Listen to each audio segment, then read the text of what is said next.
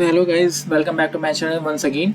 अभी एक टॉपिक मैं नया लेकर आया हूँ, E20। अभी आप लोगों ने देखा होगा मार्केट में बहुत E20 के क्वेश्चंस चल रहे हैं। एक्चुअल में E20 है क्या, इसके बारे में यहाँ पे डिटेल में मैं आपको बताता हूँ। E20 क्या है, बेसिकली ये 20% एथनॉल जो है फ्यूल में मिक्स करके यानी ब्लेंड करके दिया जा रहा है। ठीक है, क्यों दिया जा रहा है, रीज़न क्या है? पॉल्यूशन को कम करने के लिए। सो पॉल्यूशन कैसे कम होगा, इसके बारे में थोड़ा सा डिटेल में आपको बताता हूँ। स्टार्टिंग कहाँ से हुई। पहले हमारे यहाँ यूरो 1 आया करता था। ये BS6 का मैं थोड़ा सा आपको टच करके बता देता हूँ कि पहले सबसे पहले यूरो 1 आता था पॉल्यूशंस को कम करने के लिए। एक बेसिकली लिमिटेशंस बनाए गए, नियम बनाए गए जो कि यूरोप की तरफ से बनाए गए थे।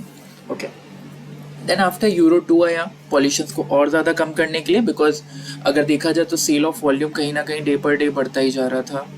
देन BS3 आया, बिकॉज यूरो शब्द जो था वो बाहर का था एंड BS जो था इंडियन था, भारत स्टेज थर्ड।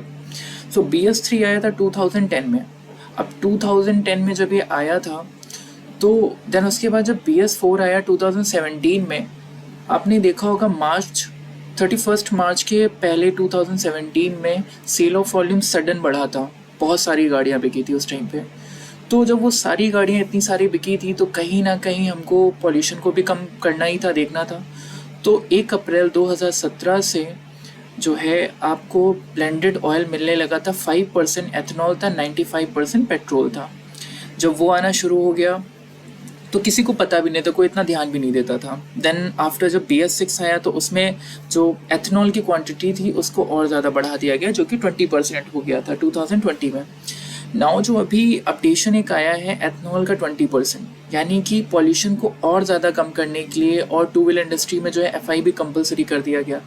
सो पॉल्यूशन जितना ज़्यादा कम किया जा सके उतना बेहतर है। तो अभी जो है 20% और एथनॉल मिला करके देना स्टार्ट कर दिया गया, जिसकी वजह से hydrocarbon, carbon monoxide, NOx gases, ये सारी जितनी भी गैसेस है वो और ज़्यादा कम निकलने लगेगी, जिसमें कि पर्टिकुलर मैटर्स भी इन्वॉल्व है, इवैप भी हो गया। तो ये पॉल्यूशन बहुत ज़्यादा कम होने लगे।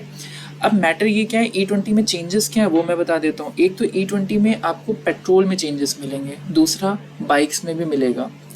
बाइक्स में क्या चेंजेस है वो मैं आपको बता दूं। जितने भी रबर के पार्ट्स हैं पेट्रोल को छूते हैं वो सारे पार्ट इसमें बदले जाएंगे।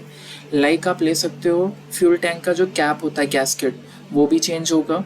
ब्रीदर होस होता है वो भी चेंज होगा। जो डिपस्टिक गेज की ओरिंग होती है वो भी चेंज होगी। प्लस आपका जो जितने भी बेसिकली रबर पार्ट्स हैं वो सारे ही चेंज होंगे इसमें। सो एक छोटा सा शॉर्ट में ये वीडियो था। बाकी जिसको और भी ज़्यादा क्वेरीज हैं वो कमेंट सेक्शन में बता सकता है। Okay, thank you.